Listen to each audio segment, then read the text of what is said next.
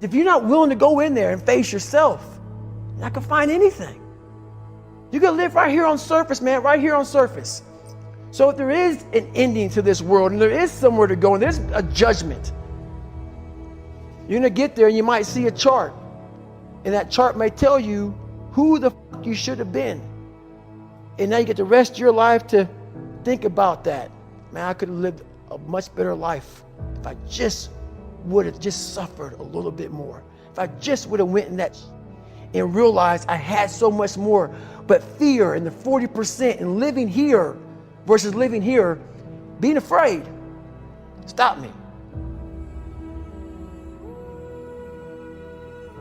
Your biggest enemy, the most important conversation you will ever have in your life is the one you have with yourself. You wake up with it, you walk around with it, you go to bed with it. Eventually, you're going to act on it, whether you're good or bad. You have to. That's why the whole thing about this book I have, it's about you. It is about you. It's strictly about you finding who you are. So many people die, live 100 years, never fucking know who they are. Never know who they are. You have to look in that mirror and know there's so much more in here, man. Because I can literally right now be a 300-pound guy spraying for cockroaches still to this day. If I did not look in that mirror and say, there has to be more to this. This can't be it. And then willing to go into it, dive deep into it, and give all I have to find it. So that's what all that's about. Let's say there's 10 people in this room, and we're all mediocre. But I'm the best of the mediocre people. I now think I'm great. I'm great. We surround ourselves around people that make us feel great. They tell us what we want to hear. The second we put ourselves amongst the uncommon people, we don't like that feeling, that challenging feeling of that person who's waking up at 3:30 in the morning and say, hey, push your shit on, we're going for a run. We don't like that challenge. We like that person who says, hey, you know what, man, I don't feel good today, man. And they say, oh, it's okay, brother. We'll take a day off, man. We'll get a pizza and watch the game. We like that. We love that feeling. Why? Because you understand, man, we're good, bro. We don't want that motherfuckers like this. Hey, man, no, bro. Get your fucking shit on, man. Stop being a punk. We don't want that in our lives. We don't want that person who's constantly challenging our weaknesses. We want that person who's constantly, making us feel nice and good and secure in ours. That's the mediocrity of life. We want to be the best amongst the average people. People wonder, how do you stay hungry all the time? Because after I accomplish something, I don't sit back like a lot of guys who graduate buds, graduate this, graduate that. They get comfortable. They wonder why I'm getting weak, man. I don't know, I lost my edge. What's going on? Because once you hit the top of the fucking mountain, guess what happened? I'm good. I'm good, so you wonder why you're falling down now. Because once you reach the top of the mountain, you got to build another one. That's mediocrity. There's a lot of people in mediocrity who have a nice resume, but they're one-timers, man. They hit a one-time deal, they busted it open, got a lot of money, but they're good. You're mediocre now, man. What are you fucking doing today, tomorrow, the next fucking day? That's why I don't listen to theorists. I don't listen to all that bullshit. I listen to a motherfucker who's like this, man. What's wrong, man? I'm fucking tired, dude. Why are you tired? Because tomorrow, I gotta do the fucking shit again, man. Whatever this shit is that made me fucking nauseous and sick to my stomach, it made me hurt. There's no ending. And that's the person I listen to. That's the person who's gained knowledge. You gain knowledge through suffering. And on the other end of suffering is a world that very few have ever seen. It's a beautiful world because that's where you find yourself.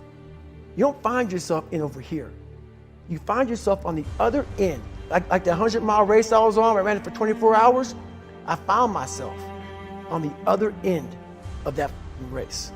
That 19 hours, I found, wow, there's a whole nother world out here that I've never even saw, but the world's in your mind. And that's what all that mediocrity is about. The mind has the tactical advantage over you at all times. At all times of your life, the mind has a tactical advantage over you. Why is that? It knows what you're afraid of. It knows your insecurities. It knows your deep, dark lies. And it starts to push you away from that. It pushes you in a direction that is comfortable. The mind controls everything. So what I realized was that when I was growing up and I was 300 pounds and I got all fat and I got all insecure, I realized that my mind kept taking me in this direction. When things got uncomfortable for me, when I was facing my insecurities, I was facing my fears, my mind said, oh no, we have the tactical advantage. We need to get you, separate you from this feeling over here. Life's all about feelings. We want the happy feeling. We don't want that feeling of this sucks. If in that moment, you can answer those up questions and you are now in charge of your brain versus your brain ruling you, that's where all that stuff comes from. So the 40% rule is all of that. You get to 40%, your brain says, we're done. Let's roll, man. This is starting to get painful. This is uncomfortable. So you sit down. You have to figure out ways, and everybody's different. That's how the book kind of talks about, like we all have these things about, 5 steps to this and 4 steps to this. It's a lot more than that. That's all bullshit. It's a practice that you have to, it's a habit. So if you know that at 40%, I'm feeling pain. At 40%, I'm feeling pain. That's where the 40% rule kicks in. Now it starts. Okay, I'm feeling pain. My mind's saying all this to me. It's saying, get out of here, run, flee. The fight or flight kicks in. Okay, we're done. We're not good enough. It starts telling you all these things. You start to believe it because the mind controls all. This is the time where you have to gain control back of your mind. It's okay. Let me see if I can go 45%. And once you start giving yourself more and more hope and start realizing, okay, the mind starts to be, okay, what are you doing? We're supposed to be going right and you're going left. You start then controlling your mind. Start finding more in yourself. And then it goes from 40% to a lot further than that. But that's the start of it though. Get to the spot where your mind is saying stop. Wherever that is, you gotta get there first. And then that's when that starts to work for you. You gotta control yourself in that moment. I saw myself as the weakest person God ever created. I came from a horrible background. I got called nigger every day of my life growing up, lived in a small town. One of the high ups in the KKK, son, sat behind me in 2 classes, so he called me nigger all the time. Got my first car, they spray painted nigger, we're gonna kill you on it.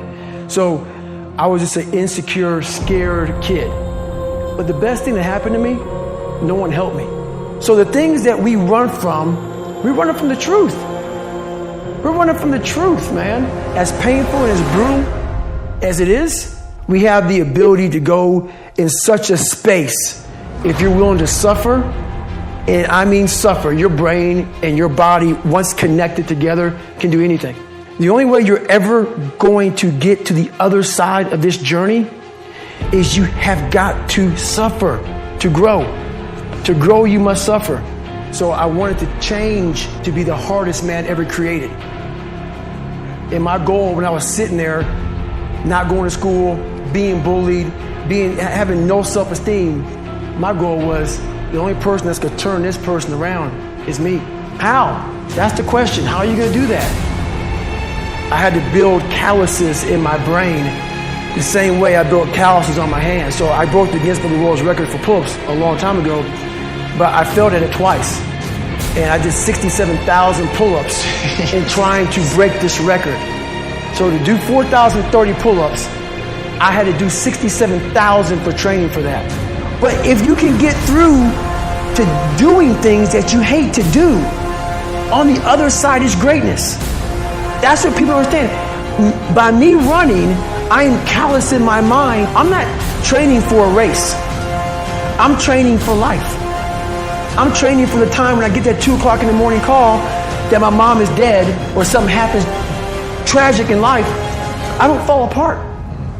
I'm training my mind and my body and my spirit so it's all one, so I can handle what life is going to throw at me. Because the life I've lived, it throws a whole bunch at you. And if you're not physically and mentally prepared for that, you're just going to crumble and you're good for nobody. Even the hardest men, in times of suffering, what we do is we forget how hard we really are. Suffering is a true test of life. We are all great. No matter if if you think you're dumb, no matter if you think you're fat, no matter if you are fat, no matter if you've been bullied, or no matter if you just got back from Iraq or Afghanistan and you have no legs or your arms or whatever, man, we all have greatness.